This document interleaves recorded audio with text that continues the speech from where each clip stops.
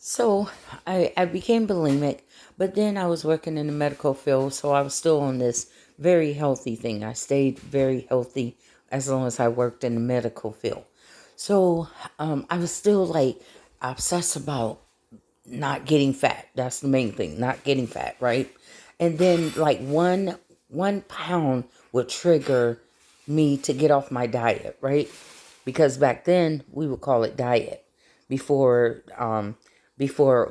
Oprah started watching Oprah, right? And so I was like right there with Oprah. When she gained, I gained. When she lost all that weight, I lost all that weight, right? And so I was taking diet pills. I was taking Diurex, water pills, those blue water pills that they sell at Walmart, and diet pills. Dexatrim. We was taking Dexatrim back then. That was the type of diet pills. And so it was like it got so obsessed to the point where I had my weights right there at the bed. As soon as I got out of bed, I didn't wake up and pray to God. The first thing that I did was jump on the scale. You know what I'm saying? And just obsessed. I remember one time I was exercising like around the clock. I was just that obsessed about not gaining that weight, right? Because I was so criticized in school about my big hips, right? And that means that I wasn't accepting myself, and I was going off of what other people were saying about me. You understand? And over the years, you see, I always been up and down like a yo-yo. So I always stay in between 14 to 18, size 14, 18, right? And I learned something though over the years. I made a promise to myself that rather I blow up or rather I slim back down, I will never ever lose weight for my husband, for anybody else outside of me except me. See, it's something that when you're ready, it's going to click in your mind. People can talk about you until the cows come home. But if your mind is the mothership to everything that gets the moving and working and energized.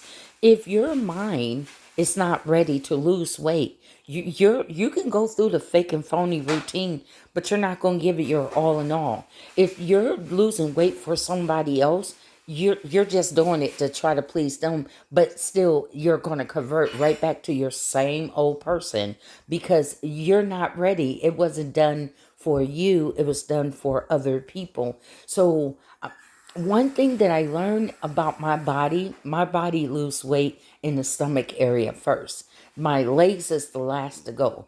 All my stomach area, then it works its way up to my shoulders, my face, and then my breast, and then my lower part. So I know my body. I know that I could probably fast for 2 weeks and you'll see I'll start seeing good results because I lose weight fast when I'm really into what I need to do. So at the end of the day, I think that the main thing that I need to tell you is get to know you.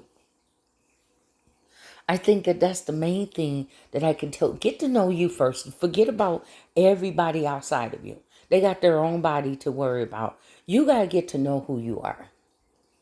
Then you got to love yourself, whether you're in a size 8 or a size 18. You still supposed to be loving yourself no matter what size that you have came up to. You should not be, oh, and I didn't do that, and I became making, but, and I can't bear to be, and I'll never lose weight. It's like, look, you gain weight and you lose weight. Why is people keep trying to make weight seem as if it is a terminal illness that you can never get rid of? It is called weight gain and weight loss. It's weight gain and it's weight loss. If you stop eating for a whole week, I guarantee you will lose weight.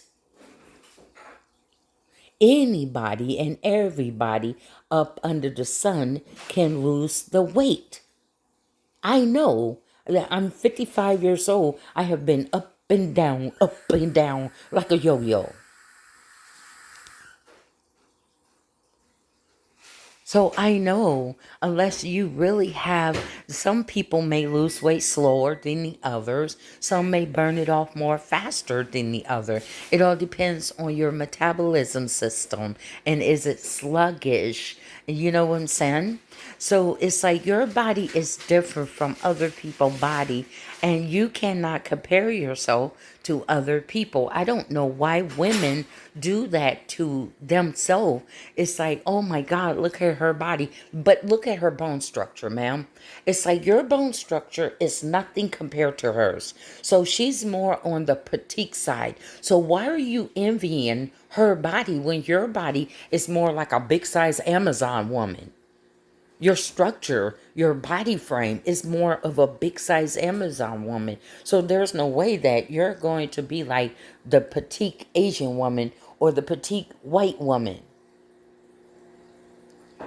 So I think that that's where we need to stop comparing ourselves and we need to just accept where we are, our body structure and whatever that you want to work on, you just work on it. But first you got to do it in your own mind first. You can't be taking nobody else. Oh, my boyfriend, my husband want me to lose weight. Okay, you lose the weight, but you're going to gain it back on. And what makes it so bad, when you do gain it, you gain even extra on top of it. So therefore, you got to do it when you're ready. Because if it don't click in your brain, you're not going to lose it. What you're going to do is you're going to do a little bit, just enough to get by for about a week or two to shut them up.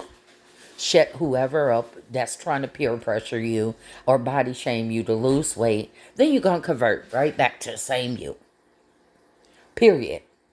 So it's like you can't lose weight for other people. You got to do it for yourself. And then it got to come from, you know what, I'm ready to reinvent myself. Women are always reinventing ourselves. We want a totally different look. We probably just, okay, we probably want to go back to the 80s. Or we probably want that skinny look, so we probably just drop a lot of weight. Or we probably just want that athletic look or that bodybuilder look, so we know that that's going to take a little bit more work into it. But we always reinventing ourselves.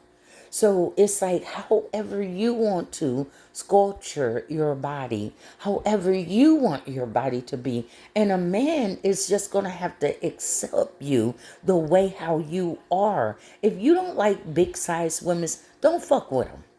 That's as plain as I could tell you. If you don't like certain type of women, don't fuck with them. Don't harass them. Because you don't have no right, sir, to be harassing me as a woman. For one thing, it's against the law. And I'm surprised no cops have even sit up there and stand up like real men and address this issue. No woman should be approached by any man outside of her husband that is not no boyfriend to her to be harassing her. No woman should have to feel threatened by any man on this earth. No woman should have to feel that I can't go outside without these men harassing me. No woman should have to feel like that.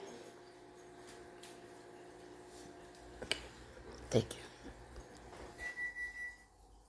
you. So that's what my advice. I've gained weight. I went all the way up to 350 pounds. Now that was very uncomfortable. And that had me in a state of mind when I was 350 and my booty was literally on my back. My butt and my back met each other. There was no smoothness back there. And so I remember I couldn't even walk my youngest daughter, Dominique. She was like in first grade, second grade. So I walked her, just it wasn't that far to the bus stop. It was at the stop sign, like about 3 or 4 houses up from the bus stop. And I was already out of breath, right? And so I went back home. I was there by myself and I cried out to Jesus. I said, Jesus, help me to get this off, right? Because that was the breaking point for me. That was it, right? And so I was in the bathtub and I was crying to Jesus. And so Jesus told me to go on a 40-day fast. And he put me on, it was like all rice. That's what I ate, all rice.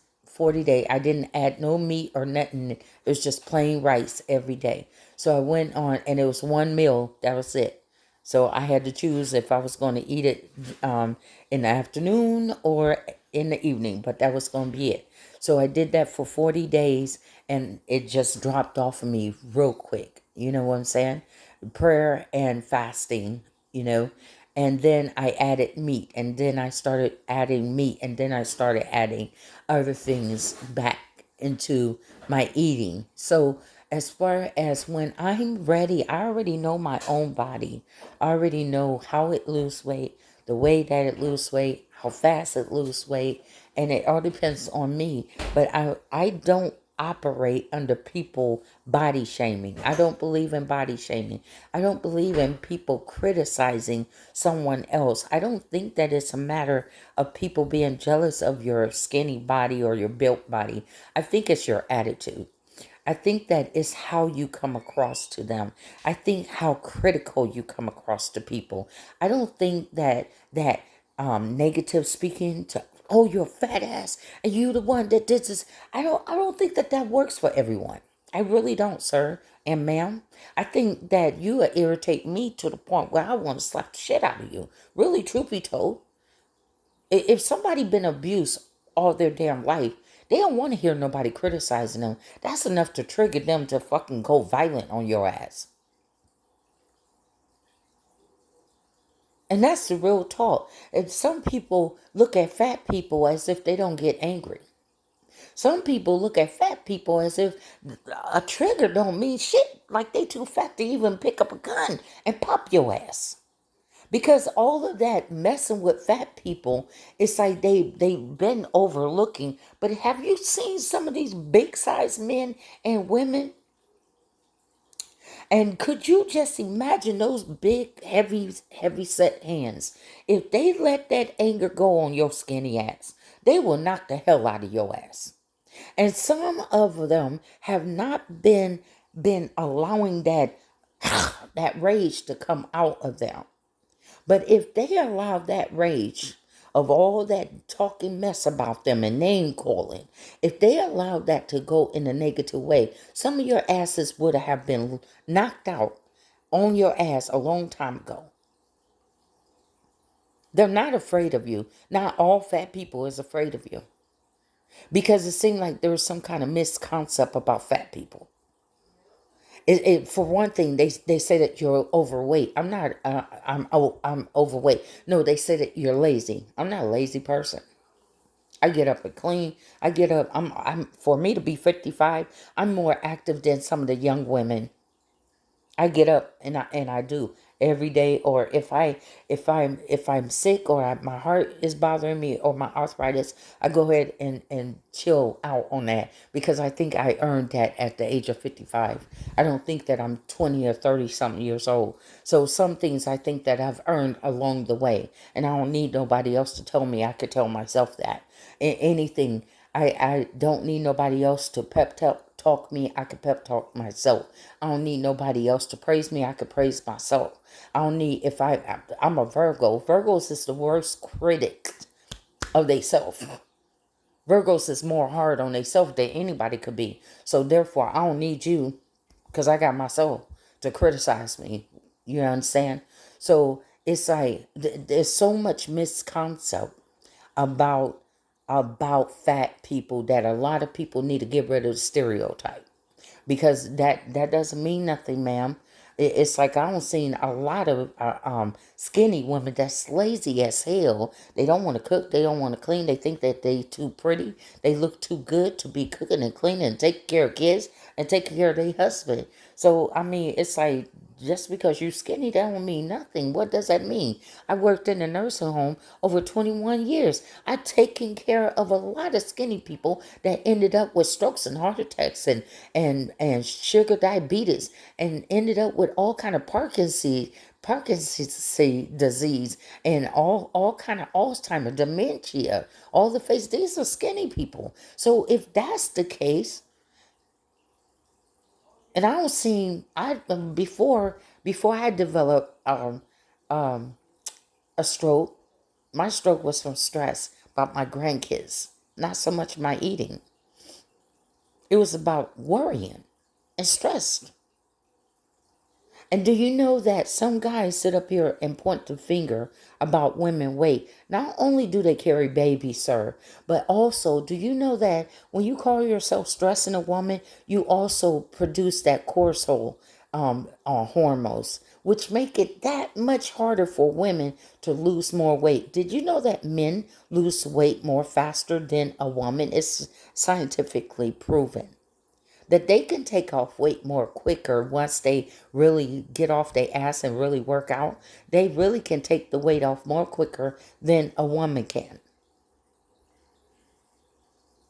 And by you stressing a woman about her weight, it triggers that cortisol. And do you know that that gains belly fat? And then let's just talk about my big hips and my big thighs and the big ass, the fat ass. You can't get sugar diabetes by your thighs. You can't get sugar diabetes by your hips. You can't get sugar diabetes by having big breasts. But you can get sugar diabetes by having fat in the stomach. Don't believe me? Go Google it. Holding all that fat in your stomach is not good neither.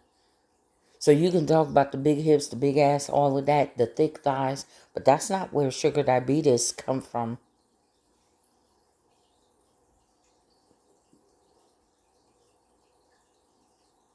And I am seeing a lot of men muscles worked out. But why are you in a nursing home?